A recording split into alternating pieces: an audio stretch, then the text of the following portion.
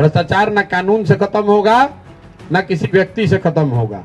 आप दुनिया में देखिए कि जिन देशों में भ्रष्टाचार खत्म किया गया या कम किया गया, वहां इसको कैसे किया गया। दुनिया में सबसे ईमानदार देश स्कैंडिनेवियन यूरोपियन देश हैं, फिनलैंड, स्वीडन, नॉर्वे। इन देशों में सबसे कम भ्रष्टाचार है। वहां पर भ्रष्टाचार कैसे कम किया गया? पहली बात, योग्य लोगों को चुनकर राजनीति में लाइए।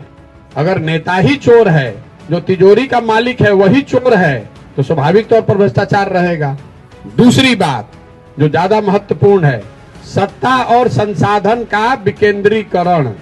मतलब बिहार के सेक्रेटेरिएट में पटना में बैठ के फंड का बंटवारा न हो, उसका बंटवारा नीचे पंचायत के स्तर पर होना चाहिए। पंचायत को यह अधिकार होना चाहिए। पंचायती राज कानून में ये बात कही गई थी कि 1/3 विकास की राशि पंचायतों के माध्यम से खर्च होना चाहिए।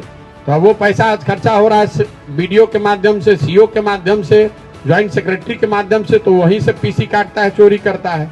आप में से कुछ लोग कह सकते हैं कि भैया जनप्रतिनिधि भी तो पंचायत में चोर है।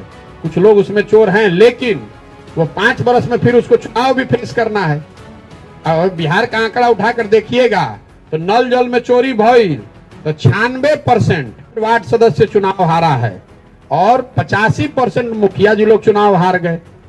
तो अगर आप चोरी कीजिएगा तो आज नहीं तो कल जनता हराइए देगी। तीसरा है जन भागीदारी। बिहार के लोगों को जानकारी ही नहीं है गांव के स्तर पर कि उनका अधिकार क्या है, उनको कौन स्कीम मिलना चाहिए, नहीं मिलना चाहिए। सरकार का कोई प्रयास ही नहीं है लोगों को जोड़ने का। और चौथा है बड़े पैमाने पर तकनीक का, टेक्नोलॉजी का प्रयोग। जो मान लीजिए कि नल जल योजना बनल बा, रोज पर चर्चा होता कि कितना चोरी होता।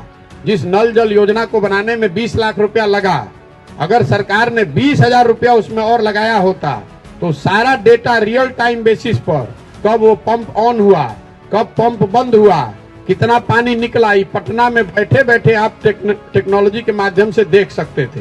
वो किया नहीं, तो अब आपको पता नहीं चल रहा है कि कौन नल जल चल रहा है और कौन नहीं चल रहा है। दुनिया के जो देश हैं, आप फिनलैंड चलिए, आप स्वीडन चलिए, नॉर्वे चलिए, न्यूजीलैंड में भी बहुत ईमानदारी है। जो ईमानदारी का इंडेक्स है उसमें 10 जो बढ़िया देश हैं दुनिया भर में, उन देशों ने भ्रष्टाचार पर अंकुश इन 4 चीजों से लगाया है। अच्छे लोगों का चुनाव किया, अपने सत्ता का और संसाधन का विकेंद्रीकरण किया, जन भागीदारी को बढ़ाया योजनाओं के क्रियान्वयन में, और बड़े पैमाने पर टेक्नोलॉजी का, तकनीक का उपयोग हुआ।